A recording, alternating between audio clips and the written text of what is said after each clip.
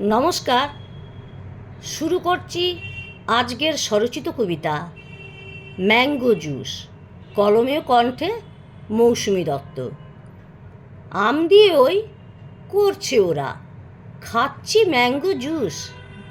অকারণে পয়সা গেল, যেন নেবেন চুস। আলফানসোর বিজ্ঞাপনে গোলাপ খাসের মতো ভেবেছিলাম খাসা হবে, খাবো অবিরত। 16 আনা পয়সা দিয়ে কিনে এনে ভাই, ভালো করে খেয়ে দেখি আমের স্বাদই নাই। কুমড়ো দিয়ে করছে ওরা স্বাদের ম্যাঙ্গো জুস। প্রিজারভেটিভ গন্ধে ভরা ম্যাঙ্গো যে দিল খুশ। নমস্কার। ভালোবেসে আমার কবিতা পড়ুন, ভালোবেসে লাইক কমেন্ট শেয়ার অবশ্যই করবেন।